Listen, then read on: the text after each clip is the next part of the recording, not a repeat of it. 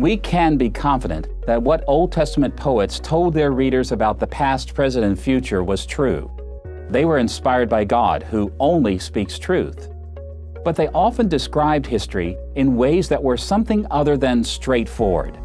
And for this reason, to know what poets actually intended to communicate about objective historical facts, we have to understand the literary conventions of Old Testament poetry. When we speak of Old Testament poetry, we have in mind passages like the Psalms, some wisdom literature, much of Old Testament prophecy, and smaller portions of other books as well. To discern facts about God's actions and words from these scriptures, we have to account for how the literary features of poetry reveal historical information. First, poetical passages employ unusual vocabulary and syntax designed to make readers ponder what is written. Second, Old Testament poets used many figures of speech, such as metaphors, similes, analogies, and hyperboles, to describe historical realities indirectly. Third, poets expressed their own imaginative reflections to incite compelling imaginative sensory experiences in their readers. Fourth, they conveyed their own emotions to stir emotional reactions in their readers.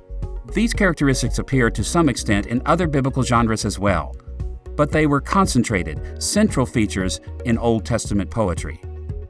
To see how these characteristics affected the communication of historical information, we'll look at a portion of one poetical passage, the Song of Moses and Miriam at the Red Sea in Exodus chapter 15.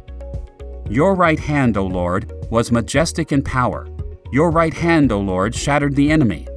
In the greatness of your majesty, you threw down those who opposed you. You unleashed your burning anger. It consumed them like stubble.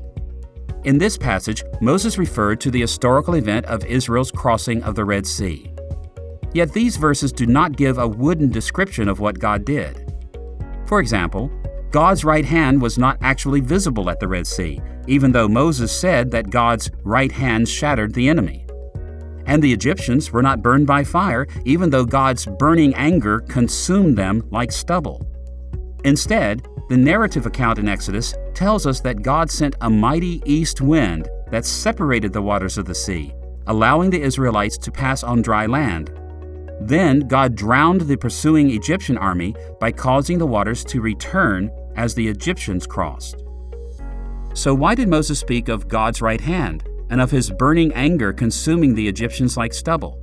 Moses relied on the common Old Testament metaphor of God's right hand to characterize this event as God's mighty attack against his enemies.